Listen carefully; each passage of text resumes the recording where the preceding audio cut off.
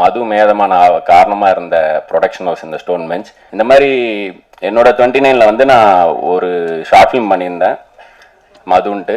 அந்த ஷார்ட் ஃபிலிமை காமிச்சிட்டு நான் வேற ஒரு ஸ்கிரிப்ட் நரேட் பண்ண போவேன். அது ஒரு 45 ப்ரொடியூசருக்கு நரேட் பண்ணேன்.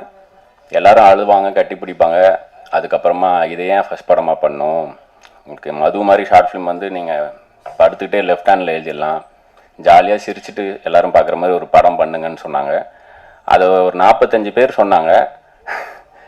46வது ஆளாக கார்த்திக் சுப்ராஜ் அவரும் சொன்னார் என்கிட்ட. ஏன்னா அந்த ஷார்ட் ஃபிலிம் அவங்க தான் தேட்டரில் ஸ்க்ரீன் பண்ணாங்க, ஒரு 6 ஷார்ட் ஃபிலிமோட.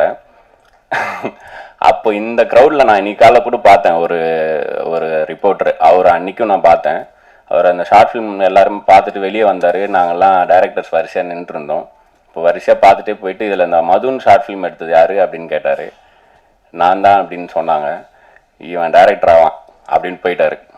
அதுலேருந்து எனக்கு அங்கேருந்து தான் அந்த அங்கீகாரம் கிடச்சிது.